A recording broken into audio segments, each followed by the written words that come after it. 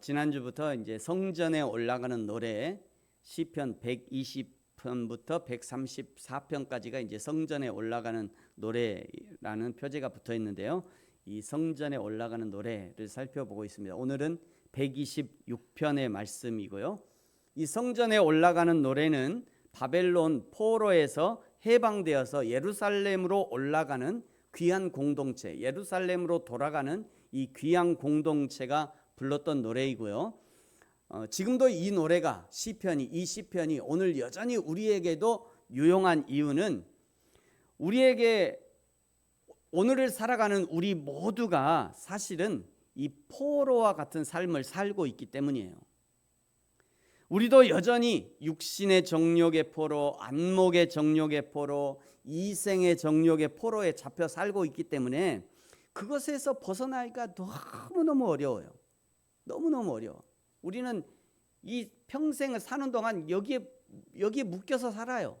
안목의 자랑, 이생의 자랑, 안목의 정욕, 육신의 정욕, 안목의 정욕, 이생의 자랑, 여기 묶여 살아요. 여기 묶여 사니까 여유가 없어요. 늘 여기에 묶여 살거든요. 그러다가요, 이 묶여 살다가 기회만 주어지면 어느 순간에 그냥 평상시에는 좋다, 그냥 평상시에는 늘 잔잔하다가 평상시에는 잘 살다가 어느 순간에 그냥 기회만 주어지면 그냥 날뛰죠. 이렇게 막 육신의 정욕이 날뛰어요. 안목의 정욕이 날뛰어요. 이생의 자랑이 그냥 날뛰어요. 제어가 안 돼요. 한번 터져 나오기 시작하면요, 제어가 안 돼. 자기 자랑이 한번 터져 나오기 시작하면요, 도무지 멈출 줄 몰라요. 다른 사람이 상처를 받든지 안 받든지 상관없이 자기 자랑을 늘어놓죠. 우리 그리스도인들은요, 조심해야 돼요. 내가 뭐 이런 하나님의 은혜로 이렇게 했다, 하나님의 은혜로 성공했다, 하나님의 은혜로 하나님이 해주셨다. 그러니까 안 해준 사람은 어떻게 하고요? 그럼 하나님의 은혜로 내가 뭐네, 아파트 아니 어디 저 건물 하나 샀는데 하나님의 은혜로 그냥 뻥튀기가 돼가지고 막 20억이 올랐. 그것 때문에 피눈물 흘리는 사람은 생각해야죠. 그것 때문에 그냥 조용히 혼자 그냥 기뻐하세요. 그런 거는 그거 자랑하느라고 그냥 옆에 있는 사람이 그것 때문에 피눈물 흘리는 거는 모르고 그냥 멈출 줄 몰라. 멈출 줄. 감정이 한번 틀어지면요, 목사고 사모고 장로고 권사고 그냥 직분이 필요 없더라고. 네가 뭐 우리 육시 이렇게 우리는요 이렇게 붙들려 살아요. 이 감정 때문에. 여러분, 이것이 인간이에요. 이렇게 약한 것이 인간이죠. 살짝만 건드려도요 그냥 파삭 하고 깨져버리는 것이 인간이에요. 그래서 이 세상을 사는 우리 모든 그리스도인들은요, 날마다 하나님의 진리를 붙들고 살아야 합니다. 십자가를 단단히 붙들고 살지 않으면 언제든지 넘어지고 자빠지고 깨질 수 있는 것, 그것이 우리 인간이에요. 그래서 찬송가 270장에 변찮는 주님의 사랑을 이게 4절에 보면 이런 가사가 있잖아요.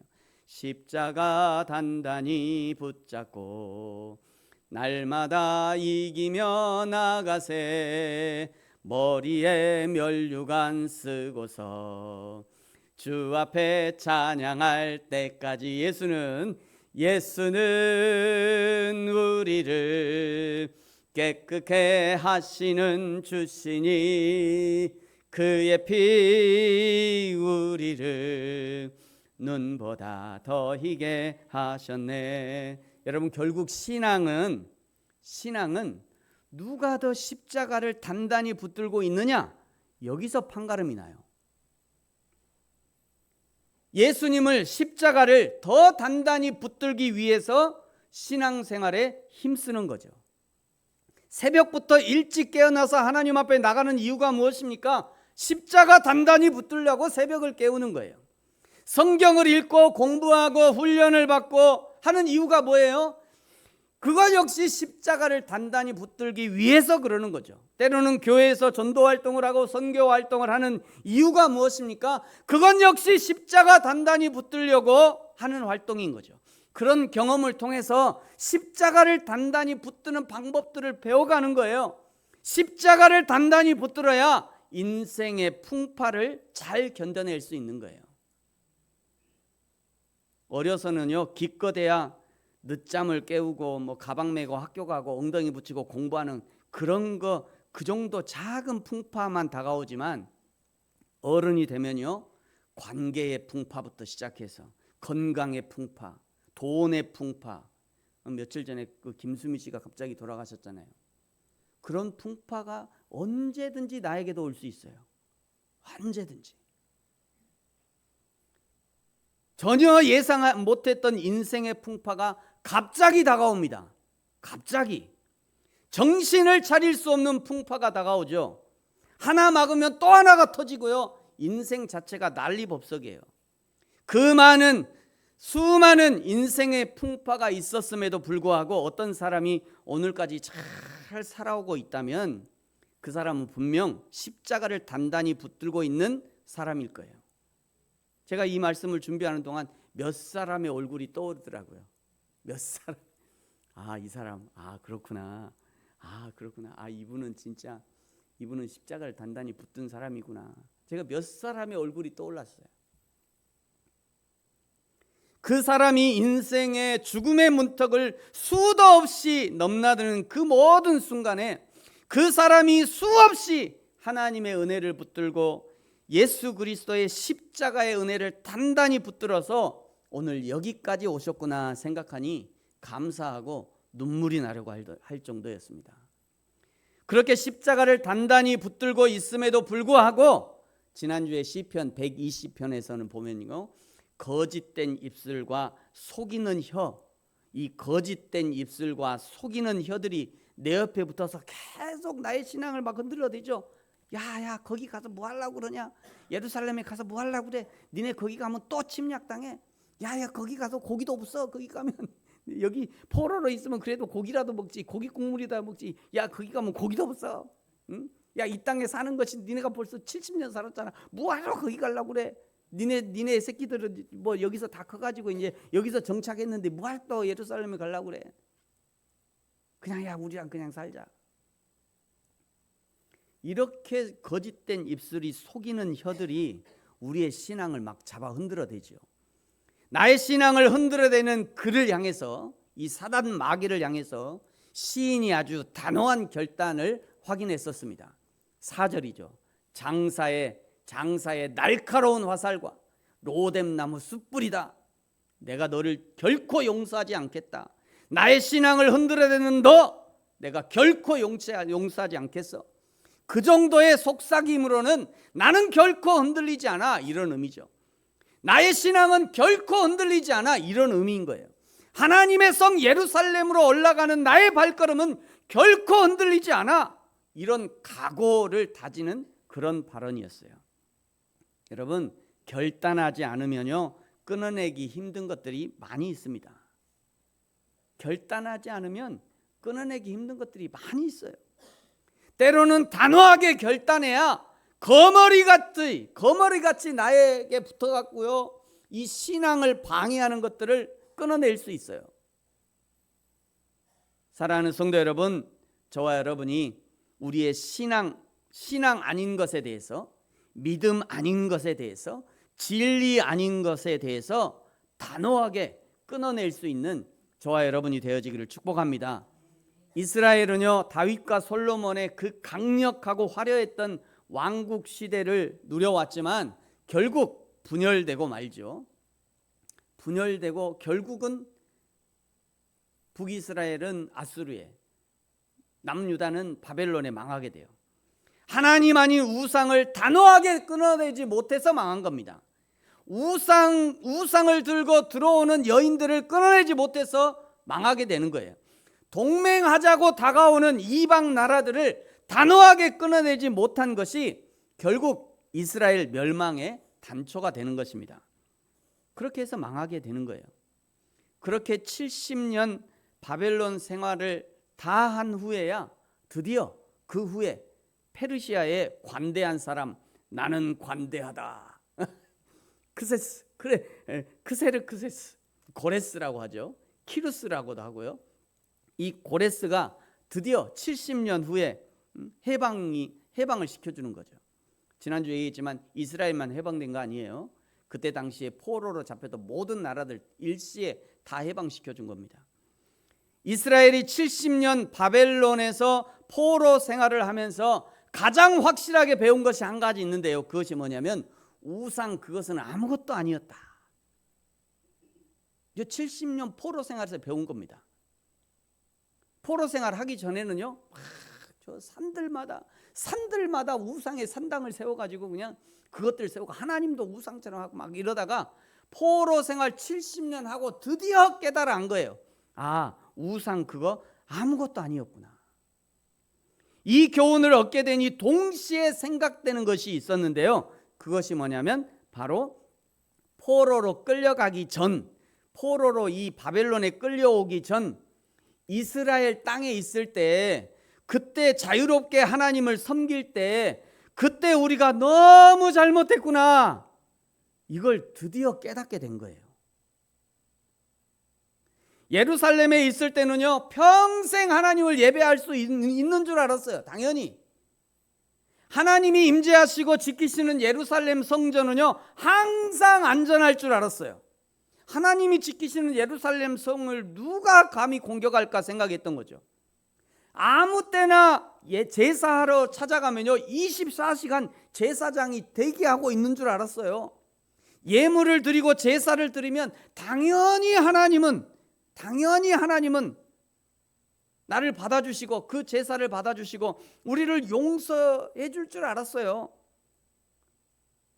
내가 땀 흘려 일하지 않아도 당연히 우리 하나님은 축복의 하나님이시니까 나에게 좋은 것을 날마다 풍성히 채워주는 그런 하나님으로 알고 있었어요. 설령 하나님의 백성이, 이스라엘 백성이 하나님을 배반해도 그래도 우리를 사랑하신 하나님, 그래도 나를 사랑하신 하나님, 나를 용서해 주시고 언제든지 내가 눈물 한번 쭉 흘리면 그래 용서해 줄게 하고 자판기처럼 하나님의 용서가 툭 튀어나올 줄 알았어요. 이스라엘 살 때는 말이죠. 그런데 포로에 잡혀가 보니 그게 아니었어요. 자신들이 하나님을 잘못 이해했다는 것을 포로지에서 깨닫습니다. 드디어 하나님에 대해서 오해했다는 것을 이 포로지에 와서야 드디어 깨닫게 된 거예요. 자신들이 하나님의 얼굴 앞에서도 우상을 섬겼고 하나님도 우상처럼 섬겼고 자기 눈에 보이는 모든 것을 우상에 만들어버렸다는 것을 드디어 포로가 되어서야, 이스라엘이 망하게 되어서야, 이 포로지에 와서야 드디어 깨닫게 된 거예요. 그래서 이 포로지에서요, 아주 중요한 결론을 도달하게 됩니다. 아주 중요한 결론을 내게 돼요. 그것이 뭐냐면요, 따라서 하겠습니다. 저를 따라서 하세요. 우상 그것은 아무것도 아니더라. 큰 소리로 따라하세요. 다시 한번. 우상 그것은 아무것도 아니더라. 또 한번 따라합니다. 여호와 하나님만이 진짜 신이시더라. 믿습니까? 한 번 더 할까요? 도대체 우리는 무슨 짓을 한 것인가? 이런 걸 깨달아 안 거예요. 느낀 거예요. 그 포로지에서. 한 가지 더 있어요. 이랬으니 망할 수밖에 없었구나. 시작. 가만히 생각해 보세요. 이 사람들이 생각한 거예요. 야, 우상 그거 아무것도 아니었구나. 여호와 하나님만이 진짜 신이었구나. 도대체 우리는 무슨 짓을 한 거야? 어디서요? 예루살렘에서. 그 자유롭게 살 때, 저 예루살렘에서 자유롭게 예배할 때 도대체 우리는 그때 뭐 한 거야? 도대체 무슨 짓을 한 거야? 내가 하나님 앞에 살 때 무슨 짓을 한 거지? 그리고 나서 우리가 그랬으니 이게 망할 수밖에 없었구나. 그거를 저 포로지에 가서 깨달은 거예요. 포로지에서. 여러분, 이럴 때 부르는 노래가 있죠? 이럴 때 부르는 노래 아시는 분은 따라해 보세요. 우주라니 부릅니다. 정수의 노래.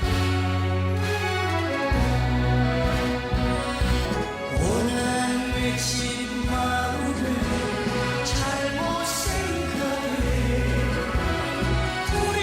보세요.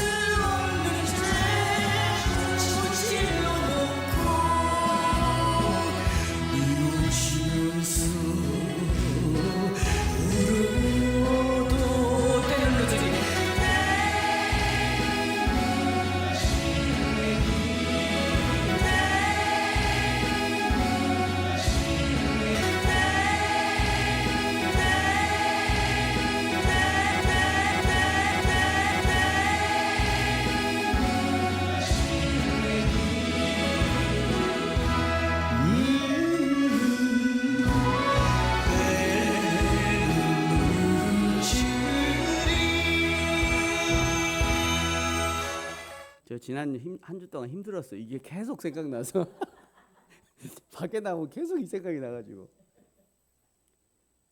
근데 오늘 아침에 생각했어요. 아, 괜찮겠다. 우리 선교들이 다 잊어보고도 오늘 설교 다 잊어먹고 요것만 생각해도 괜찮다. 때 늦기 전에 예수 잘 믿으세요. 때 다 지나가고 나서 후회하고 그때 내가 잘할 걸 하지 마시라고요. 포로지에서 회개하고 돌이켜 봐야 이미 70년 지나갔어요. 돌이킬 수 없는 것이죠. 이미 때는 늦은 거예요. 늙어지고 건강 나빠지고 걷기도 힘든 때가 되었어야 내가 건강할 때 좀 부지런히 교회 좀 섬길 걸, 내가 건강할 때 하나님 섬길 걸. 이미 때는 늦었어요.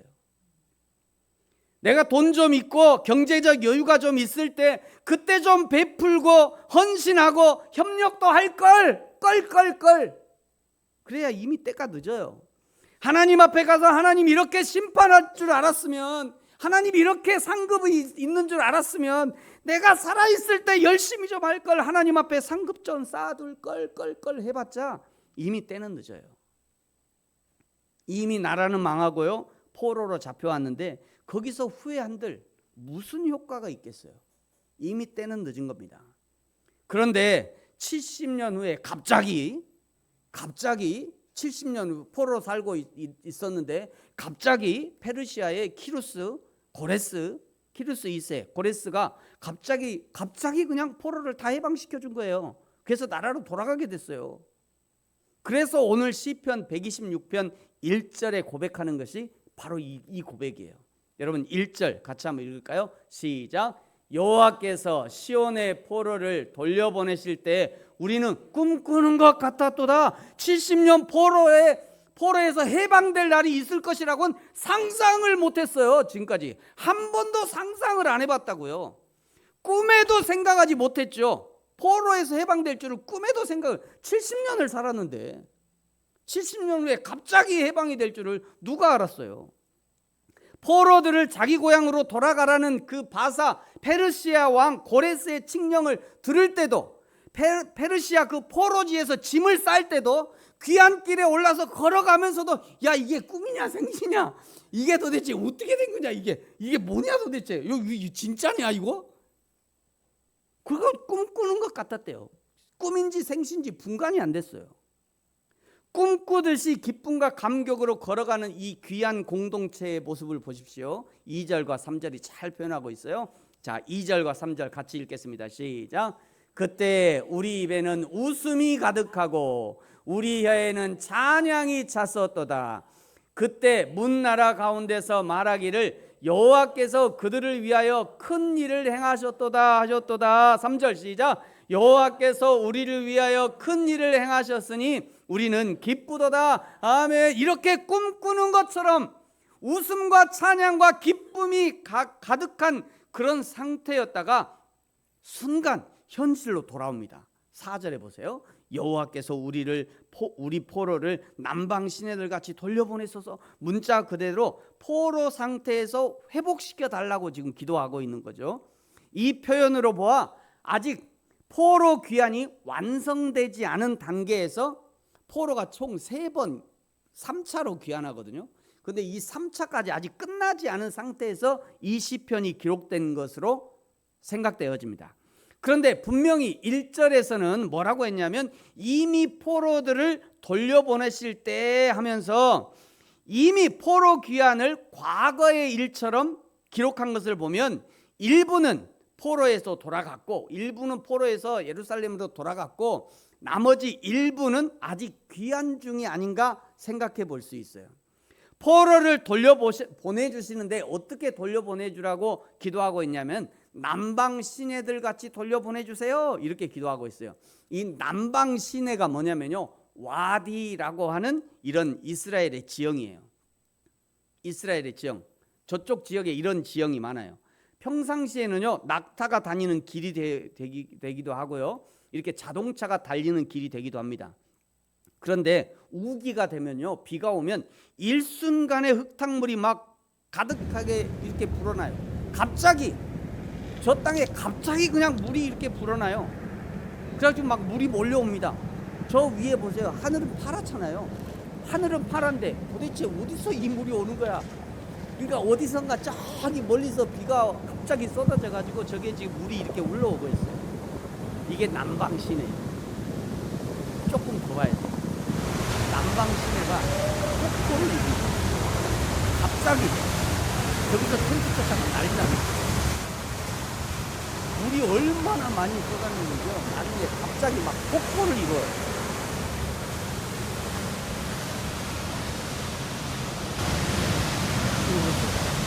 이게 남방시내.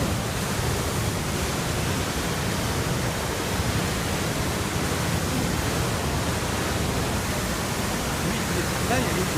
갑자기 순식간에 지금 이 영상이 1분도 안 되거든요. 1분도 안 되는 사이에 저렇게 물이 많이 막 몰려와 버려요. 이것이 남방시내예요. 4절이 그런 의미예요. 여호와여 우리의 포로를 남방시내 같이 돌려보내소서. 이렇게 좀 우리 포로들, 70년 포로로 있던 우리 백성들, 우리 친족들 이렇게 많이 좀 돌려보내주세요. 이렇게 지금 기도하고 있는 거죠. 그러면서 그 다음에 그 유명한 구절이 등장합니다. 5절과 6절이에요. 같이 한번 읽죠. 시작. 눈물을 흘리며 씨를 뿌리는 자는 기쁨으로 거두리로다. 울며 씨를 뿌리러 나가는 자는 반드시 기쁨으로 그 곡식단을 가지고 돌아오리로다. 아멘. 왜 이 사람은 눈물을 흘리며 씨를 뿌리고 있을까요?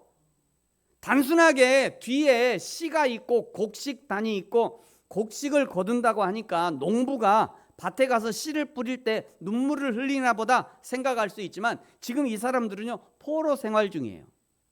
포로 생활 중에 하나님의 뜻을 깨달아 알게 된 거죠. 하나님의 뜻을 깨달아 안 거예요. 우리가 이전에 얼마나 잘못했던가를 깨달아 알게 된 겁니다. 아이고 우리가 그때 좀 잘 좀 할 걸 지금 그러고 있는 상태예요. 그러고 있는 상태에서 이런 이 말씀을 하는 거예요. 지금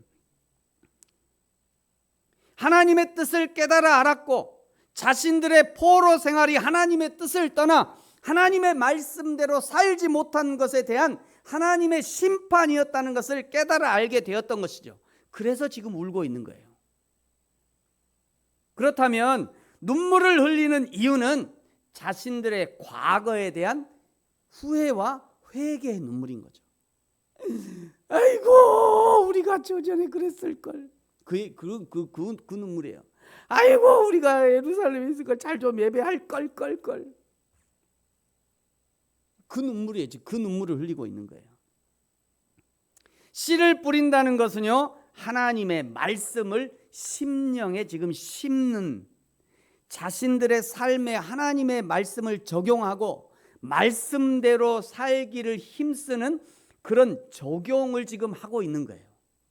씨를 뿌린다는 것은 하나님의 말씀대로 살지 못한 그 삶에 대한 후회, 눈물, 후회를 하고 그리고 이제 내가 씨를 뿌려야겠다. 이 얘기는 내가 이제는 하나님의 말씀대로 살아야겠구나. 내가 이제는 하나님의 말씀은 내 삶에 적용하며 살아야겠구나. 지금 이 얘기를 하고 있는 거예요. 그냥 단순하게 농부가 씨 뿌려서 열매가 그 얘기를 하는 게 아니에요.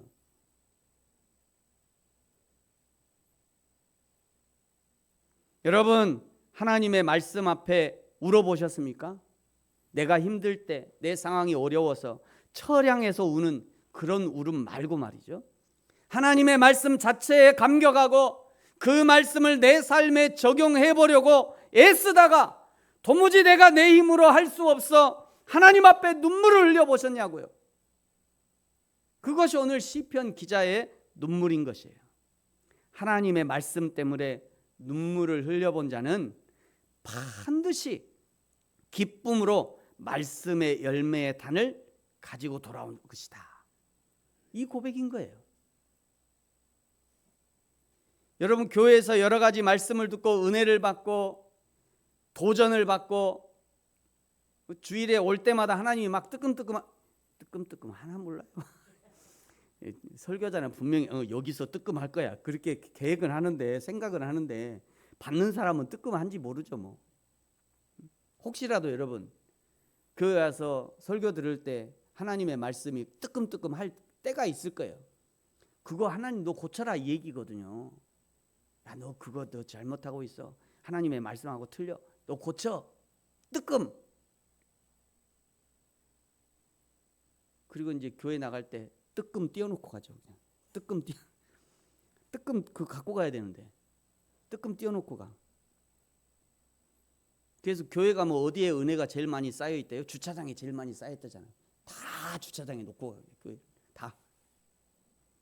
그리고 교회 갔던 이제 일주일 동안 자기 마음대로 살다가 또 교회 와서 또 교회 갔다 은혜 받고 주차장에 가면 그냥 은혜가 잔뜩 쌓여 있다잖아요. 우리 교회는 저 계단에 아마 제일 많이 쌓여 있을지 몰라요. 계단에만 잘 들고 가세요, 제발. 하나님이 내 안에 그런 감동을 주시잖아요. 이 뜨끔을 주시잖아요. 그거 고치라는 얘기예요.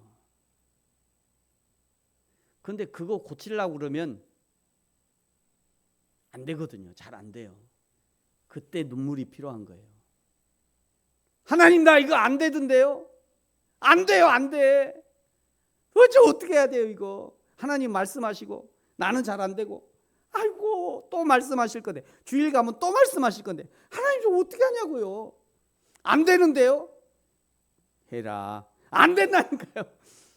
그러면서 눈물을 흘리는 거예요. 그러면서 하나님 제발 좀 도와주세요. 제발 좀 도와주세요 하나님. 그게 눈물을 흘리며 씨를 뿌리는 자의 심정인 거예요. 오늘 이 시편 126편이 바로 그런 의미예요. 여러분, 저와 여러분에게도 반드시 기쁨으로 곡식의 단을 받아들 때가 옵니다. 반드시 그 때가 와요. 적게 뿌린 자는 적게 거둘 것이고 많이 뿌린 자는 많이 거둘 것입니다. 눈물로 뿌리는 자는 기쁨으로 거둘 것이고, 뿌리기 싫은데 억지로 어쩔 수 없이 그냥 마음도 없이 대충 뿌린 자는요 쭉정이로 거둘 거예요. 분명히 그렇습니다. 사랑하는 성도 여러분, 저와 여러분이 날마다 하나님의 말씀을 읽고 묵상하고 그 하나님의 말씀 앞에 심령의 애통함으로 눈물을 흘리고 알려주신 것, 깨닫게 된 것을 반드시 실천하려고 애를 쓰고 그러다가 또 눈물을 흘릴 수밖에 없는, 그러면서 성령 하나님의 도우심을 요청하고 그리하여 하나님의 때에 기쁨으로 아름다운 열매를 거두는 저와 여러분이 되어지기를 예수님의 이름으로 축복합니다. 기도하겠습니다.